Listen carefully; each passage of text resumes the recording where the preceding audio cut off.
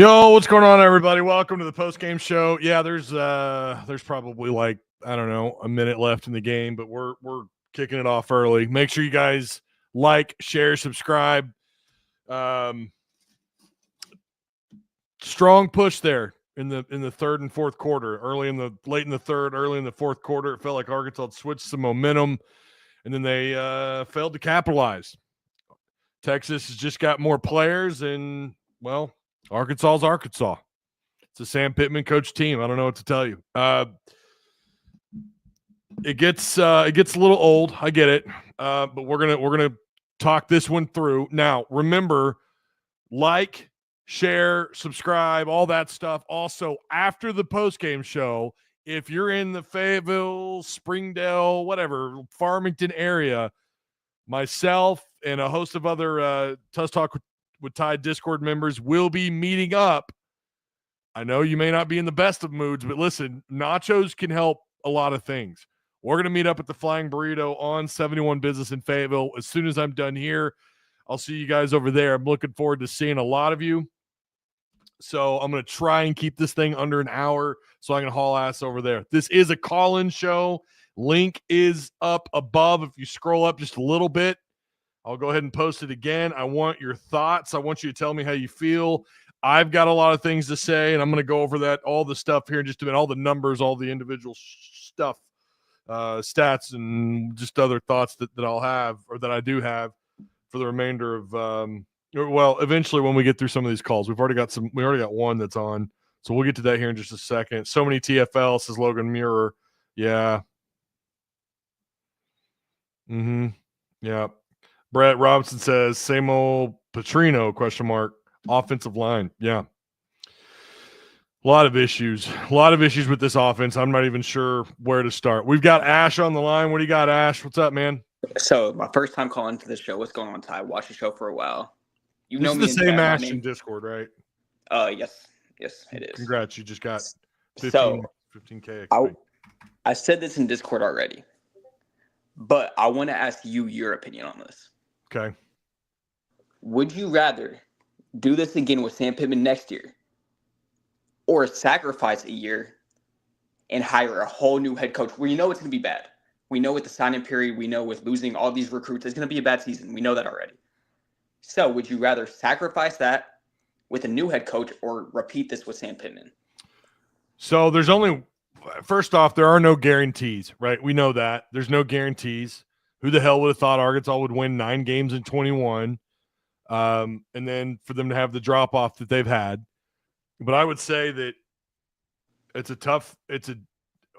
not really that tough. I think no matter what happens next year, it's going to be difficult because of how tough that away schedule is. They're not going to win a lot of games. So if you're just pushing this off to delay a year, well, then it feels like you might actually be behind. And you got to think about all the coaches that are probably going to get swooped up this year unless you get involved. Exactly. Compared to this season, Florida announcer keeping Billy Napier, Hugh Freeze, I don't think he's going to get fired this season. I think they'll stick it out another year. I mean, if you're going to fire Pittman, I mean, this is the year to do it. I love Pittman as a guy. Like, he changed the program around. Like, I just don't think the standard should be what Chad Morris did here, because I see a lot of people say he pulled us out of that, but that's not the standard. Yeah. And also, why TJ Brown on the string? Why? A guy who hasn't had a reception since the Auburn game? Why? I was kind of wondering if they wouldn't put the track star in that position. The kid from A&M. If you're gonna do something, at least get somebody involved who's got a few more snaps and a few more targets under their belt. That was I don't know. I mean, it was disappointing, but it shouldn't be shocking that he fumbled the ball. Like you said, he's not got a lot of targets this year. He's not had the ball in his hands a lot. So why would anybody be surprised when he fumbles the ball? A true freshman too in that position. I mean, yeah. That's all I have to say. Love the show, Ty. Keep doing what you're doing, man. I appreciate you, man. You got your 15,000 XP in Discord. Grats. I appreciate it. I'll see you. Take it easy, man. We got Jeremy up next. Jeremy, tell me, man, how you feeling? Hey, Ty, can you hear me? Yeah. Man, annoyed, I guess, to say the least. One of those things that, we go back to Arkansas played well and lost. And I hear people say, well, 6 wins, Pittman keeps his job, but I just don't understand how, especially in the manner in which we continually lose games. I mean, think about, we had 2 turnovers today. 2 turnovers that led to Texas getting 7 points, which if, Tyrone Broden catches that ball, that's not 7 points. It's a turnover. And you're driving close to field goal range and you fumble the ball. At worst case, you probably would have gotten a field goal. That's a 10-point swing. And we just sit here and we talk about, I mean, all the games with the exception of Ole Miss for sure and potentially LSU, you lose a turnover battle pretty significantly and you lose the game. And that's just been really a common theme in the Sam Pittman era. And another thing, Ty, that I want to point out, the offensive line really through like the first 2.5 quarters was an embarrassment. An embarrassment. And, I'm no scientist or genius, but when your offensive line can't do anything, you're going to have struggles scoring on offense, obviously. And that has been another consistent theme over the past couple of years. And then you keep losing these games. Like, I personally don't know how we bring Sam Pittman back another year, because people say, oh, yeah, well, you fire him, you're going to suck next year. I mean, at least we're starting that progression towards a new head coach rather than delaying it a year and putting you behind the 8 ball again for another season. That's just the way that I see it. You can't, in my opinion, run this back because, I mean, think about it. Like, again, I know I said this on one of your last call-ins, like, you're not taking a big gamble. If you are going to win 6 games and you have to fire your head coach and you get somebody else, and like you win 5 or 6 in year 1, hopefully you continue to press it. It's not like we're taking a leap of faith. Like, oh, can we afford to lose him? Like, okay. The question is, can you afford to lose 6 wins? Because that's what we're going to do this year. 10 combined wins over the past 2 seasons in an era where, quite frankly, you should be better than that. Arkansas football, again, I'm not saying national championship or bust, but dadgummit, it's not 4-8, 6-6. I mean, if you think about it, I was thinking about this the other day, regular seasons, Sam Pittman has had 1 winning regular season, which was 8-4. He went 3-7, 6-6, 4-8, and most likely 6-6 again. 1 winning regular season in 5 seasons. Is that the standard? And your caller made a good point. People say, well, we're better than Chad Morris. Chad Morris won 4 games in his tenure in Arkansas. That's not the standard of Arkansas football. I'm sick and tired of people saying, well, he's better than Chad Morris. Chad Morris is arguably the worst hire in college football history. And I hear that from outside of Arkansas. People talk about that. It's not an Arkansas thing. That's not the standard. I mean, look at the crowd today, Ty. The crowd was amazing. The fans were amazing. They showed out. And I didn't think that the fans would have done that. The fans deserve better than this. The fans continuously pay their hard-earned money to spend $150 at concession to pay for expensive tickets to support these guys. And I'm not knocking the players. I think they played relatively hard, but it's the lack of coaching. It's the lack of putting them in the right positions. And quite frankly, it's the lack of development that keeps rearing its ugly head week after week after week. And 6 wins is not the standard. You beat Louisiana Tech to get 6 wins. Congratulations. Go have fun at the Liberty Bowl. That's not the standard. So I know you've got other callers, Ty. I appreciate you, brother. I'd love to come see you today, but I'm not going to be able to be in Oklahoma. So I love you, man. Love the show. Take it easy, Ty. Appreciate it, man. Appreciate you, Jamie. Always cooking, man. I appreciate it. Yeah, we have a bunch of callers. Let me just, before I get to you guys, and I see you, Bill Clinton, Brandon, Robert Schumacher, Donovan Irish, Garrett Lampkins are all on the line here to call. So let's throw out some numbers here really quick. You guys talk about the turnover battle. Once again, Arkansas loses by, it doesn't matter, right? But you're -2 in the turnover battle.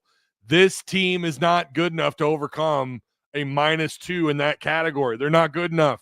They're not there. Now, as for the offensive line, I think it's a mixed bag, a little bit of all of it. I do think the offensive line played pretty shitty.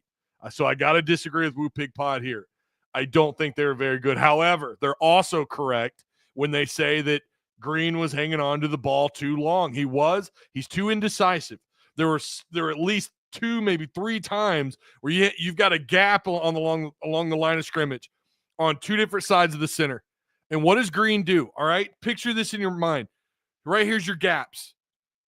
He runs to the outside and ends up having to throw the ball away. instead of just taking off, tucking the ball and running and picking up however many yards. Definitely would have been first down yardage. Saw that happen at least twice. They're drive killers. Not to mention the drops by Broden. The drop by Broden that, what do you know? It ended up being an interception. Shocker. Broden cost you yet again. It's unfortunate because it seemed like he was turning the corner, and, well, here we are. There were some more comments. Yeah, Sealy is a hog, by the way. Isaiah Sealy, unanimous 4-star. This is a 6'7", 6'8", 200-pound forward. Number one player in the state of Arkansas, right down the road from me here in Springdale. Big time get. Had a bunch of offers. Ole Miss, Mississippi State, Creighton. Creighton was involved in the beginning, but he committed to Arkansas today. Again, he's about 6'7", 6'8". I know people who've had eyeballs on him. Obviously, me being in Springdale, I still talk to a few people around here. I love this kid. Big time prospect. On 3, says he's a unanimous 4-star from 247, ESPN, and Rival. So, yeah, that's a very big pickup. So at least there's something to be excited about, I guess. Different sport. Here we go. Bill Clinton. Now, remember, I've got about 5 of you guys online here, so we can't make these like 10-minute calls. What do you got for me? I should be pretty quick. Man, I'm not even that angry, to be completely honest. I made some money off my OU friends betting that we wouldn't lose by as much as them. I'm having a pretty good day. Okay. I gotta say, though, I feel so bad for C.J. Brown in that situation because I've seen his film. He will develop eventually to be a good wideout, a good slot guy. But why are we putting him out there in that situation? He's a true freshman with limited plays. C.J. Brown. Oh, okay. Yeah. He's a true freshman with limited action. I don't understand what we're doing there. Like, if you're going to run that screenplay, run it to Tesla, Sategna, or the track guy from A&M. Yeah, you're not wrong. I don't know why you're putting the hands in the ball of a freshman.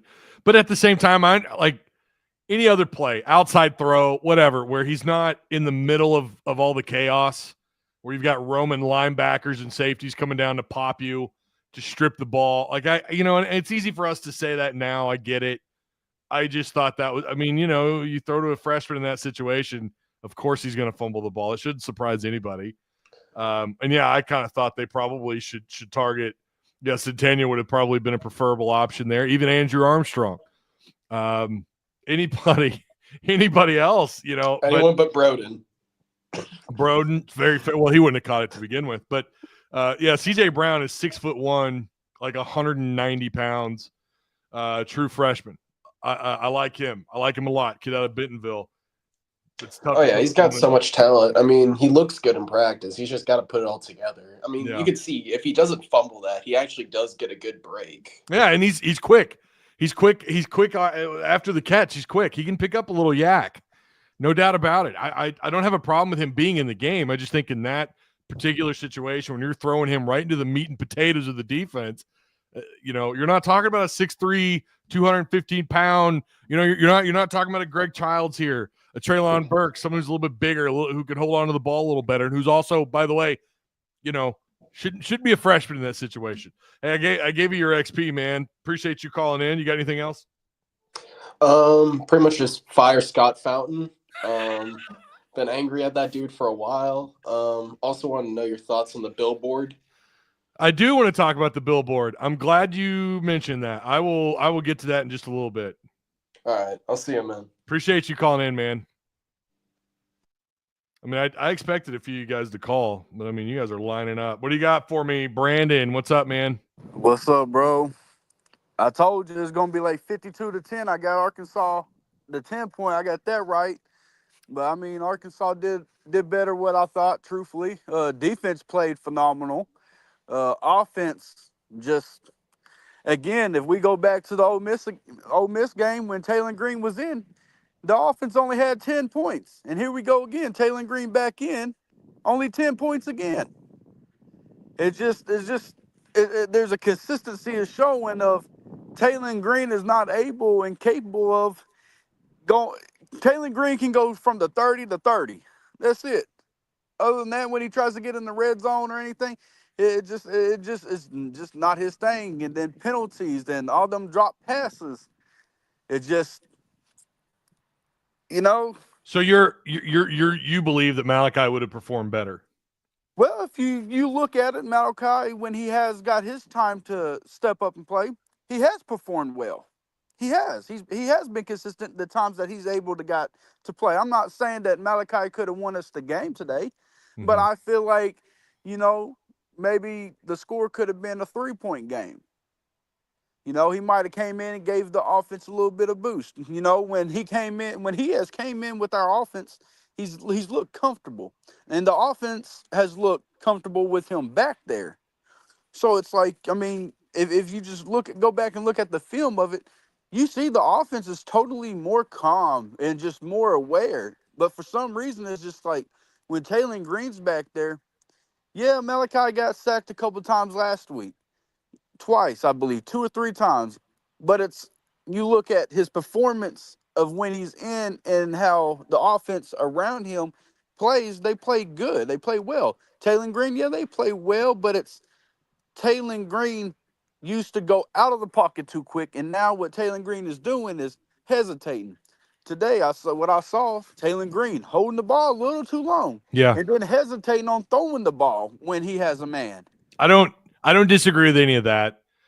The thing is with Malachi, it's difficult for me to get a read on a guy when I haven't seen him play start to finish against a team that's playing with the same amount of energy that they did when the score was 0-0. We haven't seen that yet. However, I have had eyeballs on him in spring camp. I have had eyeballs on him in fall camp because I was there. Green outperformed him. I thought hands down. Malachi, I should say hands down. I just thought he was that much better and he operated the offense better. However, everything that you're saying and others in chat are saying is also correct in that he's hesitating. I don't know if he's, we do blame the offensive line a lot. What we don't know is he sliding his protection in the right direction? Is he, when you talk about his misreads, we talk about that throw that he made out of the RPO where you've got that track transfer on the outside who can't block for shit, trying to throw a block and he couldn't hold on to it. And instead that play goes for no yardage at all when he should have kept it and ran, which would have been at least 7 or 8 yards. It's stuff like that is way too common when Green is at quarterback. However, I reserve judgment until I see Malachi in a situation where he's out there in the first quarter and the score's 0-0 and the defense is playing with the same level of intensity. The Ole Miss game, he looked great. He did. I'm on record as saying, however, I do think Ole Miss had kind of let off the gas pedal by the time he came in. I would love to have seen how that would have happened had he been there from start to finish. It's real easy to love the quarterback, the QB2, when the chips are down. He's the most popular guy on the team. I would say this is not quite the same situation that we had last year with the put-in Criswell stuff. I just felt like Criswell never fit into the offense. I just felt like that was not a good fit, and the offense was just bad. The offensive line was bad. I didn't think anybody would have success behind that offensive line. I think that's where this situation might be similar. It's going to be really hard to move the ball down the field when you've got Harris. When you've got Harris blocking how poorly. Green was given about maybe 2 seconds to get rid of the ball. I don't know. It's very difficult for me to judge a guy when his receivers are dropping balls, when his offensive line is not protecting him, and you're struggling to get the run game going. It's hard for me to put it all on Green. However, I think you guys are also right in your criticisms of Green. I agree totally right there. I'm not going to take much longer, but I'll say this. Us turning the ball over with the fumbles, with the halfback and wide receivers, if you looked out through the season, why aren't they holding the ball with one hand? Green does that too, by the way. Yeah, I see that. Watch him run. He'll have that ball. He's getting better at tucking it, but he will. He's had that ball out, and it drives me nuts. But I appreciate you calling in, Brandon. Are you in Discord? No, I'm not in there, man. Okay. All right. Well, I appreciate you calling in, man. Appreciate it, man. Take it easy. Oh, Robert Schumacher, you're up, man. What's going on? Oh, Robert Schumacher. You there? Oh, can you turn me down? Hey, can you hear me, feller? I can hear you, but You need to turn your speakers down if you can. There you go. Can you hear me now? Yeah. Can you hear me? I can, but I'm not going to be able to reply to you very much. You've got a little bit of an echo. Sorry. Yeah, man. First of all, I want to make a quick thank you for doing this every game. You rock, feller, and I appreciate you, and I appreciate you bringing Courtney on.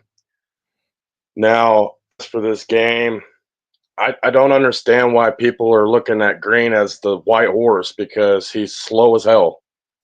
Even when he throws the ball, it's like a lob. It's not a dart pass or nothing. He's always thrown into coverage, or he's running into the blind side. It's just year after year after year, coach after coach. I just would love to see the program get back in gear. Even to be ranked would be great, but it's just like we keep running into this hiccup. And I like Sam. He's a good guy. He's laid back, chill dude, but nice guys don't win ball games. And, other than that, like I said, I appreciate you having me on here and thank you for what you do, feller. And hopefully we can get a better season next year. I mean, that's pretty much the whole Arkansas fan base right now. It's just like, you get excited the first 2-3 games and then it's like right back into a shit sandwich. So let's hope we get out of it. Thank you, feller. I appreciate you. Hey, are you in Discord real quick? I'm just on StreamYard.com, I believe. Okay. All right. Thanks, man. Appreciate your call. Hey, thank you, bud. Yeah, I don't know that I don't know. So I think what he meant was when he said Green was slow, I think he meant that the plays seem to be slower. Maybe that's what he's talking about. The plays they develop slower. And that I think that's a pretty fair assessment. They do seem to develop slower. And he takes weird turns when he's coming out of the pocket. It's like he's running right into somebody. I don't know. Again, I get all the Green criticism. I get it. I do acknowledge this guy. I think he's an athletic. I think he is a pure athlete. It's like watching a power forward play quarterback. I mean, he can be fun. He can be dynamic. You are what you are on third down up until recently because of Green, because of his ability to stretch the plays, to run out of the pocket, make things happen with either his feet or his arm on third downs. There was a period of time where 3rd and 12, 3rd and 15 didn't matter. That was because of Green. As far as Malachi, someone said that Malachi was looking good against Ole Miss's. Here it was. Yeah, TC, I'm on record. Okay, I'm on record as acknowledging that. Go back and watch that third quarter and what they were doing on the sidelines. That was not the same team that they were playing in the first quarter. Clearly, guys, this is common sense. When the team has a shit ton of points on the board and the other team doesn't, well, the team with a lot of points starts to just play like shit. They've won the game. They let go of the rope, so to speak, only in a better way, not in terms of out of anger or frustration what's happening on the field, but the other way around, where things are so good, you're not taking the game as serious. Anyone who's been on a team that was capable of doing that knows this. I was on maybe 1 year, Ramey Junior High, 1999, undefeated, baby. Yeah, we'd get a blowout. We were done by the third quarter. We were not taking the game as serious. And then we started rotating in our 2s and 3s in the fourth quarter. That's what happened. You guys, when I say that, you get so offended about Malachi and you get so butthurt about it. Listen, stop. Get out of your caveman mentality for a second. I'm not saying he's not a great player. I think he's highly capable. I just don't think he's done it. We haven't seen him do it start to finish yet. That's what I want to see. We just haven't seen it yet, but I think he's more than capable. Also, before we get to Donovan Irish, we got him on the call next. And after that, we got Garrett. I want to bring this up. This right here. Yeah, that. Thank you for 5 great years, Sam. A change is needed in order to compete in the SEC. Why are people so triggered by this? Why are people so upset at that? We have seen so much worse from fans, and you're bothered by this. The audacity. Fans don't want to go 6-6. Oh, God. Horrible fans. Horrible. Would rather see that money spent on the homeless or something. Oh, let me clutch my gold chain. Oh, God.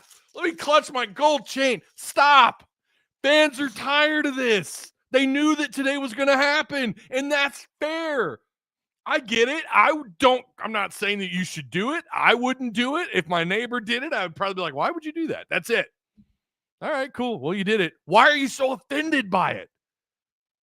Oh, that's, they drove by. That was right in Fayetteville, Ty, right where the players could see it. Bro, you don't think they pick up their phone? You don't think they see worse on their phone? Are you kidding me? You're triggered by a billboard? Fans have a right to speak out in any which way, so long as they're not, going up to Pittman and screaming at him in public. I don't condone that, or the players or their family members getting into it with people and tagging them on Twitter and calling them names on Twitter. That's stupid. But fans are speaking with their wallets. They're buying up these billboards and they're saying, yeah, we don't like this. I'm not condoning it. I think there are better ways to probably spend your money, but you know what? You do you. Remember when Houston Nutt was here and the planes that were flying above that had banners behind them? People thought it was, wasn't that big a deal. Now in this age of social media, you got to be triggered by every damn thing. Donovan Irish, you're up. What's going on, man? What's up, Ty? Can you hear me fine? I can hear you fine, man. You got that gamer headset on. I see what you're doing. No, I was going to say something on that billboard too. Like, they were even nice. They said thank you for the 5 great years. They really did. Crazy. Yeah. But no, like I get why people want the Malachi thing because it's a change. They want to see something drastic happen. Fair. But I agree with you. Like Taylor Green, he's still better. Like I think he's still probably gonna be better than Malachi, and for one reason, because Bobby Petrino has game planned around Taylor Green, not Malachi. Yeah. So that limits a lot of your weapons as an offensive coordinator when you don't have your starting quarterback out there. The plays will be simpler. They'll be faster. It might have been a good thing, but we're talking about Bobby Petrino. He probably knows a little more about the offense than some of us do. Fair. But no, I think the big issue is you need all 11 players playing at a high level when you're playing a team like Texas. When your offensive line's not doing what they're supposed to do, when your wide receivers are dropping passes, when your offensive line, who's usually pretty decent at rush blocking, isn't blocking for runs either. And definitely just letting unchecked rushers get into the backfield. There's not much a quarterback can do. And we've seen Taylor Green play at a high level when he's got time in a clean pocket. Look at Mississippi State. I know that's not a great example, but that's still an SEC team. And he had a cleaner pocket and made some plays. Same thing with Tennessee. When he had a clean pocket, he made some plays. Yeah, they're not a bad defense. On the year, he's with a clean pocket, which that number's starting to climb a little bit. Now, I wonder what it'll look like tomorrow when PFF updates all this stuff. But he is throwing almost 70% with a clean pocket. 7 touchdowns, 4 picks, 1,600 yards with a clean pocket. So I don't buy that he can't throw in the pocket, because he can. The problem is that pocket collapses really quick, and he is under pressure. 40% of his dropbacks he's pressured. 40%. Okay, 30+% is considered too much. Bro, he's pushed it. He's right at 40%. And he's got 4 touchdowns, 3 picks. He's completing almost 45% of those throws, which is actually not that bad when you compare it to some other quarterbacks. By the way, when he's blitzed, his number has now risen above. It was about 40% most of the year, 35, 40%. That number is now over 52%, and it's climbing. So he is getting better. We see it in the numbers. Unfortunately, we like to overreact to just a few plays that we see with our eyes. We don't look at the whole thing. Yeah, and that's kind of thing too. Like, this is one of the perfect Sam almost Pittman games right here, because we were back in it, and then we lost it again, and that's been kind of the story through his whole tenure. I'm kind of on, like, I was ready for him to go last year. I'm not gonna say otherwise. Like, when he went 1-7 in the SEC, I was like, all right, this is year 384 in the COVID year. Like, it's not good enough. But that was my personal opinion. I get why he stayed, but I think with the coaching situation, and they're going to have way more competition in the coaching hire next year, plus the schedule next year. I'm sorry, I just don't see him all of a sudden going and getting us another 7 or 8 win season. It's brutal. I mean, you're writing's on the wall. Oh my God. So it really does. I'm of the mindset that it may not matter who's coaching next year. I mean, I could be wrong. I don't know. I mean, we thought Auburn would be a lot better under Hugh Freeze, and Arkansas went on the road and beat them. However, they're atrocious. So who knows? The portal is the equalizer. It's the great equalizer. It's just going to be a matter of assuming, and it sounds like Pittman's going to stay, assuming who you can keep. I don't see I'm with Courtney Mims. She said it on right here on our show, and I agree with her 110%. I don't see him coming back if Green is back with Petrino. I don't see it happening. So I don't know that we're going to get the necessary quarterback battle that we all want to see. I don't think it's going to happen, but crazier things have happened. I think it'll be an interesting year, no matter what. I think we'll get a lot more answers next year than we will this year. Yeah. But yeah, that's all I had. Appreciate you, man. Yeah, you're. I'm going to give you your $15K before you leave. I hope I didn't forget anybody. But let's see, where does that put you? Boom, you're level 37, man. Congrats. Appreciate you. Yeah, top 10. What's up? Hey. Are you you're not around here, right? You live in I'm close. I live in Nixon, Missouri, which is like basically a suburb of, if you want to consider Missouri a suburb of Fayetteville. Yeah. Okay. I was gonna say, man, if you're around the area, you ought to come join us down at the Flying Burrito. When I'm done here, I'm gonna head right over there. But I would, but I just got over COVID. If you can hear my voice, so probably not a good idea. No! Don't go out of your way, man. Don't go out of your way. I appreciate you though. Thanks for calling in. Absolutely. Take care. Take it easy, man. All right, we got Garrett Lampkins. What's going on, man? What's up? Can you hear me? I can hear you loud and clear. How you doing? Gonna be real good here in about an hour when I'm eating some Flying Burrito nachos. Oh my God, some steak nachos, bro. Oh, I think. What do you got for me, Garrett? I think next year it's not going to be interesting at all. Really, I think it's going to be 6-6 or 5-7 again. I'm watching the game. We made the little fake comeback like we normally do, and I'm not getting I didn't get hype. I didn't feel like we were going to win at all. I don't know how you felt or anyone else felt watching it. But I mean, my whole thing is what are we doing? What are we planning for in the future? I mean, 6-6 this year is what it's looking like. We'll go to the toilet roll cinnamon bun bowl. I mean, that's cool, but I mean, what's the plan for next year? I mean, year 6, and the schedule's looking tough. I mean, Bobby can go. I'm good on Bobby Petrino. I know y'all say, stay one more year and let them build, but nah, I'm good on that. Travis Williams, I'm good on that too. I know you can't fire everybody, but everyone on defense is not good. It's not good. Everyone, they play for themselves. They like to celebrate when they didn't even do anything on the play, but they can't communicate a simple zone coverage. But they can do all these handshakes and celebrations. Offense is out of sorts. O-linemen let their defender go right by them, and they're looking like, oh. Like, no, that's your man, bro. Like, I don't know. Well, it ain't good. It's all bad. The crazy thing about today is that, penalty-wise, Arkansas played really clean football. 2 penalties for 15 yards. I was a little surprised by that. I thought as the game would kind of unwind, Arkansas would start racking up penalties. They also only gave up 315 yards of total offense to Texas. They held Ewers. They were able to get to the quarterback. They were able to pressure him. Defensively, they did do some really good things today. I thought overall, outside of a busted play in the secondary, and it looked like the back end of the defense, there's just miscommunication there. Outside of that play and maybe one good run by Texas, Arkansas did a good job defensively. The defense did everything they could to keep Arkansas in this game.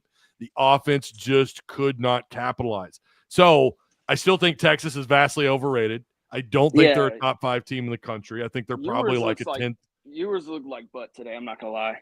He missed a lot of throws. I feel like if he would have made the normal throws that he normally does, then it probably would have been more than just 20 points they scored. Well, momentum's a hell of a drug, and so that's going to be 3 straight wins for Texas coming after that Georgia loss when they when they lost by 15 to Georgia at home, when they played an actual decent team in the SEC, a more than decent team. But other than that, they're undefeated outside of, again, the Georgia game, and they're going to go on. And they've got A&M that's going to be at College Station. So it'll be interesting to see how they finish up the year. But I was not that impressed with Tennessee or with Texas. Just wasn't. I get it. Arkansas is coming out of a bye week. They made some changes in the secondary. At times, we saw Arkansas's offensive line actually get some push in the second half. It just wasn't consistent enough. And then I also want to say this too. You made a really good point about what is the big picture for Arkansas. What are they doing in the next? Like, what's the big picture plan for this program? Football now, college football is a business more than it ever has been. It's always been a business, but maybe more so now than ever with the fact that players are about to get paid and all this stuff, NIL being what it is, with the portal. Most companies, most of these big corporations, most of these multi-million, billion-dollar companies, they have a plan. They have projections. Here's what we want to do. You're not, and I get it, college football is not your typical business. However, the NFL, these teams they have a model. They have an idea of what they want to do for the next several years. They're not always super public about it. I wonder for Hunter Yurachek, what is the big picture plan with this football program? Because keeping Pittman around for another year does not scream to me like you know what you want to do from here on out. It does not. It looks to me like you're panicking and you want to keep the guy. Yeah, I know they're best buddies and they're besties for the resties, but it's just, I don't know. I don't know. It's just not good, bro. It's not. And I don't care. I mean, they could really bring in anybody. I don't care. I'd rather go 6-6 with a new coach, because even when we beat like Auburn and obviously Mississippi State, obviously for the Tennessee game, that was exciting. That was cool. But like the Auburn Mississippi State game, even when we won, it just didn't feel right, especially the Auburn game. Mississippi State, whatever. But even when we win, it just, I don't know. It don't feel right to me. I don't know. Maybe I just don't like Sam Pittman. I don't know. Well, let's look at it this way. You can argue that Florida, I don't know if Florida saved his job last year or not. I don't know. It seems like the plan all along was, for sure. And it seemed like the plan was all along that we're just going to keep Pittman for a fifth year. But let's say Florida was that game that saved his job last year. Well, Tennessee was that game this year. That's what I meant earlier in the year when I said this could be very identical to the Florida game, that this could be the thing that holds Pittman around for a sixth season. So you're held, I don't want to say held captive, but you kind of are. Oh, we are. Nah. Yeah, no. Hostage. This is not good. Yeah. This is not good. And then, next year he'll probably be someone not supposed to. I don't know. That away schedule's not fun to look at. And then we got the Notre Dame game instead of Oklahoma State, which is, Notre Dame's not going to be easy, obviously. No, it's going to be 5-7 next year. I mean, let's being realistic. I mean, whether you bring Talon back or Bobby Petrino, whoever you bring back, it's going to be not a good record. You're probably right, and everyone who says that's probably right. But again, the portal is the great equalizer. If it's true they got a good bump in the NIL, we'll see what they can do. But I brought this up when Courtney was on. I think this holds up, that when Arkansas in 2022 went into that year with a top 15, it was a number 11 transfer portal class, and they finished 6-6. And we were top 10 that year too. So we got off to a great start, 3-0, I think. And he ended up 3-6 the rest of the year. So even with that transfer class, and Hazelwood was the number one receiver. Landers was, really good. Drew Sanders went to the NFL. It's just, I don't know how you get a better class than that, in my opinion. I mean, I know you you always talk about just bringing Bobby next year and then the offense will be better under Talon Green. I mean, maybe. But, I mean, I don't know. Well, I think that is the belief that if Bobby comes back, so one thing that did become true, no matter how you want to address it, is that Green would get better as the season went on with Petrino. Well, that's happened. That has happened. He is throwing a better ball. He's not. I'm not saying he's an All-American. I'm not saying he's going to be a Heisman next year. What I am saying is that's what we said at the beginning of the year. That is typically what seems to happen under Petrino. Quarterbacks get better as the season unfolds. And so then the belief is okay, well, he's going to come back for year two, assuming that he does, by the way, and all these things happen and everything falls into place. Well, then, they're going to be better next year, right? That's the assumption. Yeah. I don't know that that's true. but that is the assumption that, yeah, you bring him back, you get Green back, you get all these pieces back, maybe they'll be better. But better on offense does not equate more wins as a team. So no, because we can't. I mean, it's never complementary football either. Like defense plays great, offense is terrible. Offense plays good, defense is awful. And I mean, so you said Bobby Petrino, like their offenses get better throughout the year. I mean, at A&M was it like that? Because I didn't watch much A&M, but did his quarterback get better throughout the year last year? Well, so Weigman got hurt. Oh, that's right. Yeah, Weigman got hurt, and they kind of, I mean, that was not their plan, was to go to the next guy. But they still ended up, like, they improved in several offensive categories. I don't remember where A&M finished in terms of passing offense or offensive efficiency, but I think there were at least a couple of different areas where they were definitely improved on offense compared to the year before when he obviously wasn't the offensive coordinator. Yeah. Yeah, no, I remember, like, because I'm young, I'm 23, so I remember when, Bobby Petrino was here with us in 2008 to 2011. I mean, that was like my childhood. So I remember how great it was then, but I mean, I just don't want us basing stuff off of then, like how we would improve in offenses back then in 2008 with Bobby Petrino. You know what I mean? Say that again. You what now? I was saying, so I'm young, I'm 23. So when I would watch Bobby Petrino back in 2008, how his offense got better then and in 2009 and, so on, whatever. I just don't want us to be basing on, holding on to false hope that he's going to turn the offense around because he did it in 2008 with us in 2009. Right. Yeah. I mean, no. Yeah. Yeah. He was a head coach then, right? I mean, he had everyone answered to him. I mean, that's a different scenario, but that is what, common, that is the thought that he comes back. Green's only going to get better. And I think that's a possibility. I really do. The question is how much better and how many more wins, is it a big benefit or not? And unfortunately, we're not going to know until we see it next year, because I think it's going to happen. Hey, I appreciate you calling in, Garrett. Hey, are you in Discord? No, I'm not. I need to join, though. I'll join. Oh, well, I'm just asking because I'm handing out XP. I appreciate you calling in, man. All right, man. Take it easy. Take it easy. We've got trouble on the line. Oh, boy. We got Tim Neal. What's going on, Tim? Hey, Ty. I don't know if I got a good connection, so I'll talk to break up here. I hear you good now. Good. Yeah, man. I agree with a lot of what you've said. I think nobody's wrong for putting some of this on the shoulders of Green, but you and I have talked all year, all summer, that this thing begins and ends with the line, the offensive line and the defensive line. If you don't have a good one, you can't expect the best play out of your quarterback, out of your running backs. Oh, we lose him? Most of it falls apart. Did I lose you? Yeah, you kind of cut out there. You were talking about the offensive line and then what? I said, we've talked for a long time that the whole thing hinges on offensive and defensive line.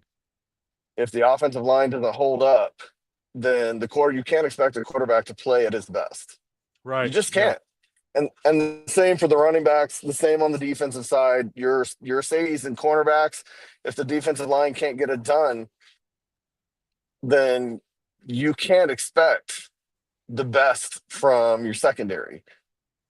Everything hinges on the line. I think if I was looking, you're talking about big businesses have a plan, and maybe the Razorbacks don't have that same kind of plan. If I'm planning as the Razorbacks, my plan is to pour NIL into offensive and defensive line. I don't think you're wrong. I mean, I would probably want to reset in a lot of different areas, maybe the whole roster, starting with the head coach. I mean, I'm not arguing that. I didn't want Sam back this year. I didn't want Bobby Petrino this year. I made that very clear. But what I am saying is if you're going to use the tools that you've got, the places that you've got to fix, it all hinges on the line. If you remember the thing about the Dallas Cowboys, for those Cowboys fans who are out there who remember when they were good 500 years ago. Did you lose me? No, you brought up the Cowboys. And I said, uh-oh. Yeah, I bring that up because if you remember when they were good, they were known for having a big, strong, expensive offensive line. Yeah. When you look at Tom Brady, he took salary cuts and he said, I want the best offensive lineman you can put in front of me because I want to be protected and I don't want to get injured. Yeah. Everything starts with the offensive line. And that's something that, I mean, when I look at Cardona, Blackstock, I look at these guys, I'm like, we did not get the best offensive line that our NIL could buy. And that's where we should have started. Green, he might be fine. He does some spectacular things when he has an open hole. He is getting more scared, I think, for sure, but he's been injured. And he's been injured because the offensive line sucks. Yeah. And there's no nice way to put about the offensive line. They suck. And maybe he's not so timid if he hadn't been injured all season because he has no line in front of him. Yeah. Everything starts and finishes with the offensive line, and on the defensive side of the ball, it's the same way. You want to get picks, make quarterbacks nervous. Yeah. You know, you got to get pressure with the defensive line, and even Landon Jackson. I mean, to be fair to the guy is all world, but he's got no help whatsoever. So he gets double teamed consistently. He doesn't get the push that he got last year, and so it's hard to disrupt quarterbacks and force turnovers when the defensive line minus one guy sucks. Yeah. And they do. So that's where the NIL needs to go. That's what the plan needs to be. I mean, my current job is an analyst. I don't analyze sports, but by God, I can look at the Razorbacks and analyze what the problem is, and it all starts at the line. It doesn't start with Green. That's not to say Green doesn't have problems, but some of his problems are solved by having an offensive line who understands what a football is and what their role on the field is.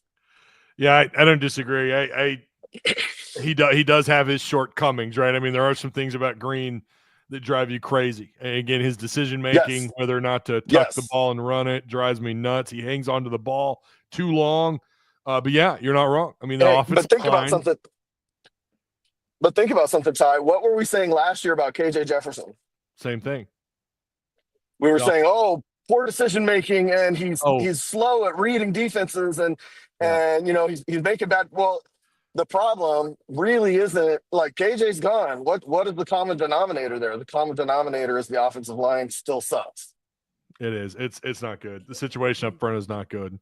The left side of the line got some push today. I mean, I'll give them that. We saw. Let me comment on that because I think I said it in our private chat there. I noticed Cardona and Blackstock on the same side of the field this time.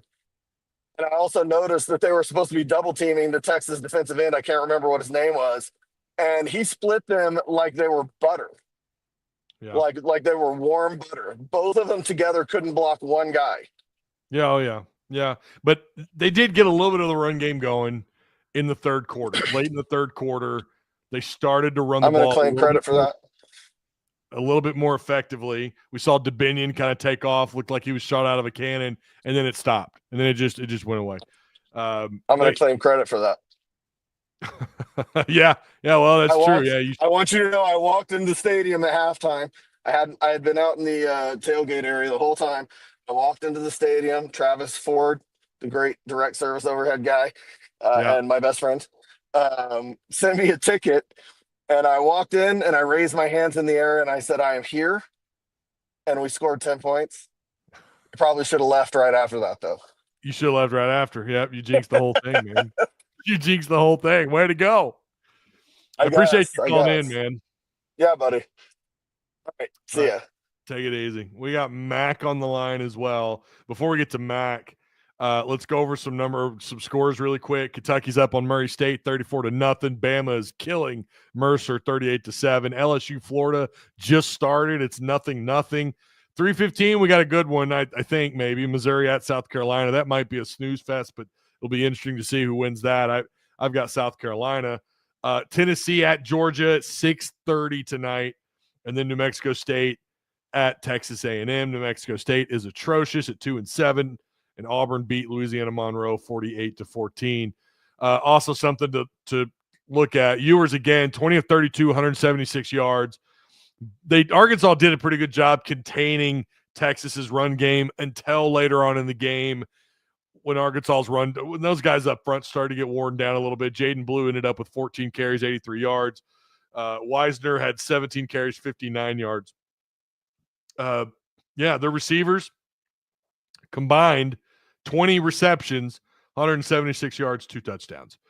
So Andrew Armstrong, something that stood out to me in this game, and it should be painfully obvious at this point. I don't know where was he in the first half? I don't know if I missed something. Why was he not a bigger part of the first half? Because you saw how the offense got a little boost, got a little momentum.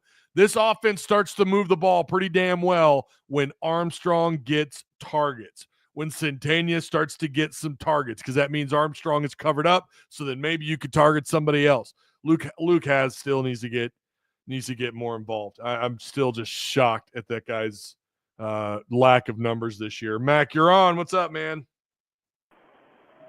Hey, can you hear me? Yeah, a little bit. Yeah. Yeah, so I'm in the car with Cam and Brady. We're on the way to Flying Burrito for the meetup. Oh, boy. But, am I crazy for saying I hope we lose?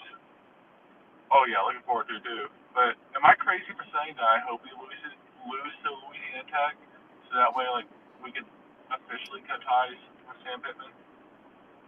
I see what you're saying. I get that. I don't think it's good for fans to root for their team to lose ever. Then you start to get into muddy waters, you know. I get it. If he lost Louisiana Tech, he's fired off the field. And 100%. You know, the Western Kentucky effect, thanks to a certain quarterback. Yes. You know, you're able to move on. No one wants to lose, but then there was an added benefit to that loss. However, I don't think Arkansas is going to lose Louisiana Tech. That'll take care of business, but never say never, though. But I hear what you're saying. Like I said, I love Sam, and I want us to do well. I want us to see what's possible with year 2 with Bobby. But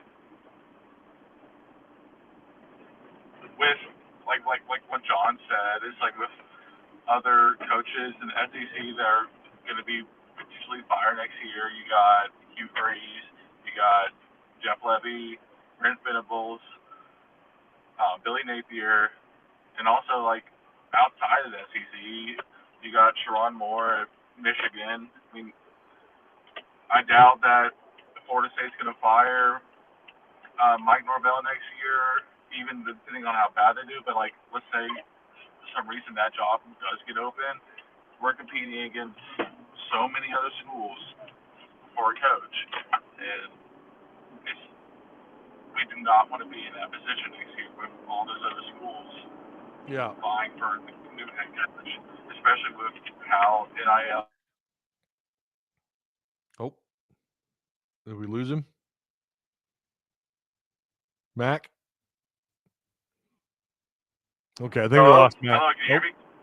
There you are. Go ahead and finish your thought, man. So, it's like I said, so many coaches are just. I think he hit a dead zone. Got to get off the T-Mobile. You know, you got to get off the T-Mobile. It's a killer. T-Mobile's a killer, Mac. All right. I'm going to go ahead and Mac, I'll talk to well, there he went. Okay. Mac, I will talk to you at Flying Burrito. I will be there shortly. It's going to be interesting to see what they do. If it is true that they're sticking to the idea that 6 wins is enough to keep Sam, I think that's how much of that has to do with collective bargaining, how much of that has to do with the change of college football in the next several years, right? Maybe that is their big picture plan. I don't know. Fans aren't buying it. The hype, no one was excited for football this year. Now they're showing up to the games. I'm surprised. For the most part, people are showing up to these games in Fayetteville.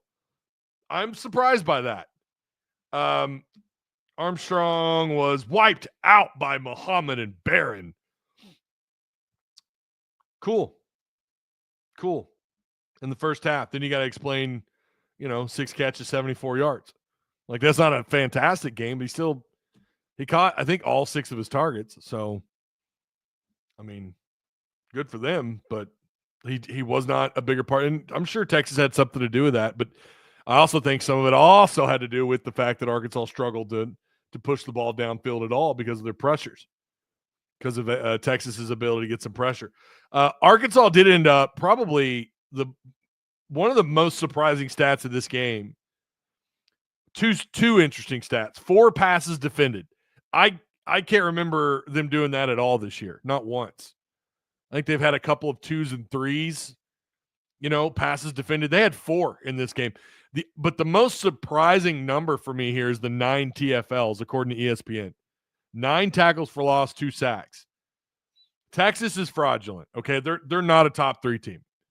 Unless the craziest thing is Arkansas we know they didn't play clean football. We haven't seen them actually put together a full 4-quarter game all year, other than maybe UAPB, and who the hell are they, right? In the grand scheme of things, that's of course you expect. You listen, 10 scores on 10 drives is great, but it's UAPB.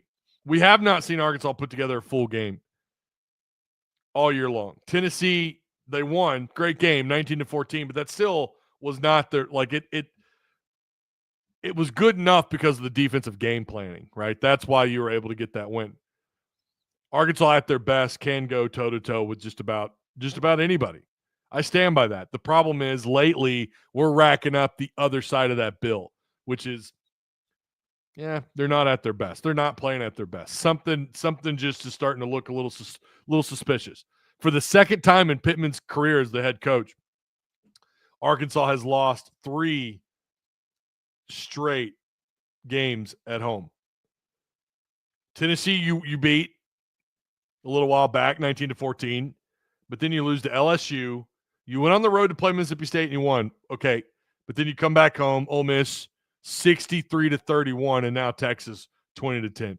He's done this before. Last year, back-to-back seasons, he has lost 3 straight home games in conference play.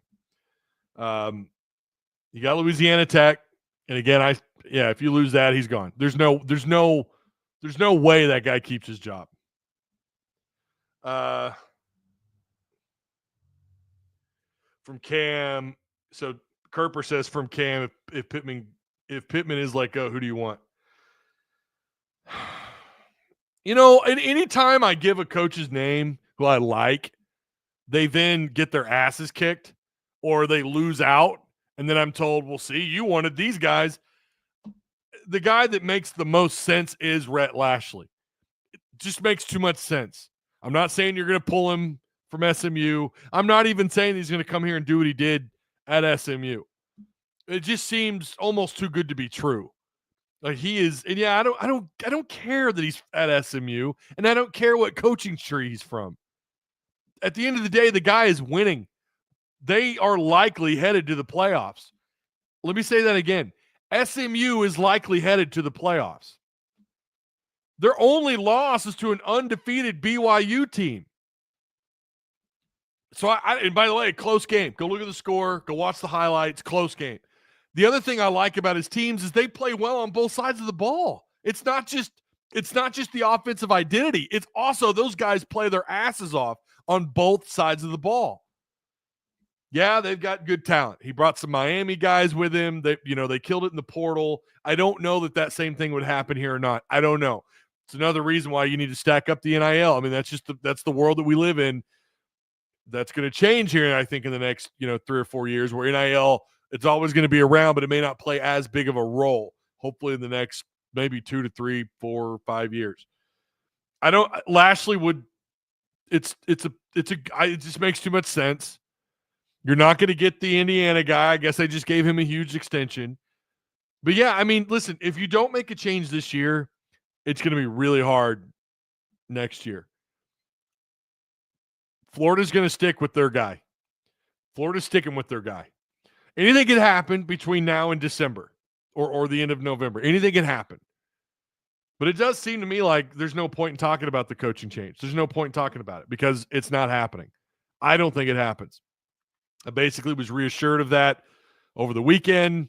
And now we're hearing I'm getting reports that other people are saying this. Other media members apparently are saying this. It just seems like wherever that original source came from, I think they're either, and this has happened before, where it's all coming from the same maybe place, and then that turns out to be smoke. I don't know, but it just does not seem likely that they're going to make a coaching change. At the end of the day, Arkansas did play a top 5 team. Again, I think they're fraudulent. They're not top 5, but they played I will say Texas is a solid program. That's a good football team. You lost by 10 points. They did hang around. The defense didn't let go of the rope. If not for a couple of turnovers, we might be having a different conversation right now. That is good to see. But again, this is what's so infuriating. This is just, it feels like another moral victory, and fans are sick of it. At the end of the day, you still lost, and you still lost by double digits. You covered the spread, which we see now why that spread was coming down. I definitely wouldn't have picked a 10-point loss. I would have picked Texas to cover, but yeah, the offense still isn't where they need to be. Petrino doing the best that he can. I said it when they hired him, and I said it before they hired him. For the people that wanted Petrino here, my words were, you're not getting 2011 offensive mind Bobby Petrino. The game has changed too much. In SEC play, they're not good. They're not good. You can throw all these stats you want. You can look at the nationwide numbers, and they've got like the top 15 offense in the country or whatever. Cool. Now go back and divide their points scored and their offensive production in SEC play. That's all that matters. And guess what? They're not getting the job done. So, I don't know, man. It is first year. You had a lot of change. You have a whole new offensive line. If you want my honest opinion, not a single one of those guys should come back. Maybe Carmona.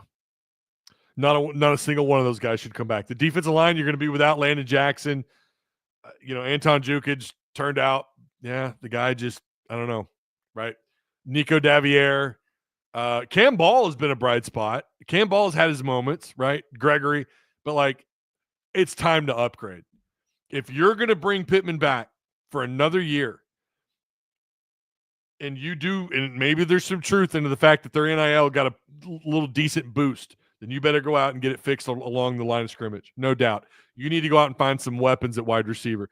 It's going to be such an overhaul that's needed, that's going to be necessary throughout the offseason just to be able to contend in this league next year.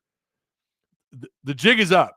Everyone knows now you can make, for the last 3 or 4 years, you can make a huge splash in the NIL. You see what's happening with Ole Miss, right? Vanderbilt, SMU, speaking of the devil, right now they're up on looks like they're about to score. They're up 7-0 on Boston College, who's not really that good. But they are above 500. I like those all blacks. Ooh, those SMU jerseys are clean. All right. They're going to have to clean house. Defense, there's going to have to be some guys on that staff that are let go. If you want my opinion, if you're going to bring Pittman back, 6th year, you've got to dial the pressure up to 1,000. This is it, Sam. You have got to get 8 wins, and you better figure out how to do it. And you're going to have to do it out of the portal. You're going to have to spend those resources, that time, that energy, all has to be given to the portal. And I'm sure he does that anyways, but it's going to have to be amplified this year. Not impressed with what we've seen these last 3 years. The Ole Miss game is a fireable offense. His inability to win games at home, embarrassing, not being able to beat a shitty Oklahoma State team, giving that game away. It's just more of the same. The difference this year is, you won 6 games, or you're going to probably win 6 games. Missouri game could be interesting. Listen, Arkansas is capable of beating those guys. They are. Maybe they could finish with 7 wins and we all feel a little bit better. But no matter what happens, I think the outcome, I think we know how that movie ends if Pittman comes back for a 6th season. So I don't know. We all have the answers to all the questions, right? We all know what they should do. Hunter Yurachek has his work cut out for him. Sam Pittman again, assuming everything is true, all the smoke and the rumors are true, and he's coming back, he's got his work cut out for him. So that's it. All right, I'm going to do it. Well, we had someone call in here late last second. What do we got? Who is this? Who this be? Is this Will at Flying Burrito? Yeah, it is. Where y'all at? Well, I'm about to leave. I'm literally about to hang up. You called me. I had to answer, Will. Okay. It's empty in here right now, but we just had some Texas fans walk in, so I need y'all to come down and crap talk them. I know we lost, but we still got to crap talk them, right? Well, I know people are on their way. It looked like some folks in chat were saying that they were on their way. They're heading to Flying Burrito. I'll be there here in a minute. I'm going to leave, and it shouldn't take me but about 15, 20 minutes to get there. But anything from the game? I'll just say, yeah. Simmons at this time, I know this, but like the team didn't know, the team could not respond when they needed to the most. Like right after Arkansas scored, and then the defense just lays down, and a defense should be able to respond when their offense just finally put their best drive of the game together. And our defense is like just a hot knife through butter the next drive. And I feel like that goes right back to the head coach and the mentality he puts in his program.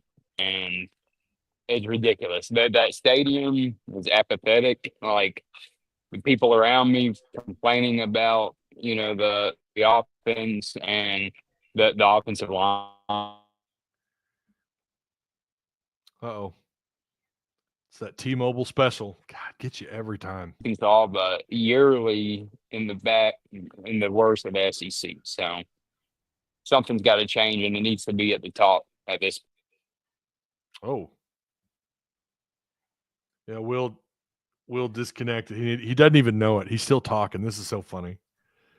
There, I think your connection's bad, man. I got the gist of it. Oh, all right. Yeah, I don't disagree. You're not wrong, Hoggy Red. Cleaning house takes money. Yes, it does. I'm not saying they should completely. If I did, I misspoke. I'm not saying if Pittman comes back, you need to completely clean house. You want continuity. You want. If Pittman came back, you wouldn't want another coordinator. Let's be real. You would want Bobby back. I think. Do you want? I don't know. But you want some continuity. I'm not saying they need to clean house and wipe every single coach, but they need to certainly, when you're looking at the roster, they've got to address some depth issues. You look at the secondary guys. I mean, come on, Hudson Clark, 80% of his snaps this year. Of course, he's been a little limited. Have come at the corner spot. He's not a corner. He's just not. He might have a good game or two. That's not a good sign. And I know they're a little banged up. I get that, but again, that speaks to the lack of depth that I was talking about in spring camp, and it reared its head. They did not solve that issue in the offseason. They just didn't. Let's see what they do this year. But, yeah. Oh, did Arkansas get a football commit? I'll have to look into that. All right, I'm going to go meet up with these guys at Flying Burrito. Listen, if you're in the area, I think we're going to be there for a couple hours. Stop by. You don't have to buy food. Just say hi. I love meeting folks out and about. I will see you guys there, those of you that are going. Otherwise, I'll see you next week. I don't know what the schedule looks like as far as live streaming, but just make sure you hit the subscribe button and hit the notification bell. Shout out to Direct Service Overhead, the Garage Door Company. Same-day services, quality parts, affordable outcomes, better than best results, and, oh, yeah, free estimates. 501-244-3667. Again, that's Direct Service Overhead, the Garage Door Company. Patreon supporters, I'm not able to do what I do without you. Isn't that beautiful? I just, you know what? Sometimes I'm a poet. Here we go. These are the cards right here. Look at that. Some of those are autographed. I had to put the November sticker on the top. If you want a shot at winning one of these awesome cards, look at that JD Notte autograph, right? I mean, the list goes on. Bobby Portis. If you want to get in on this, go be a Patreon. supporter. You have a shot. If you're a legendary status member, you'll have a shot at one of these autographed cards. Okay, that is it. I appreciate all of you, and I will see you when I see you. Enjoy your weekend.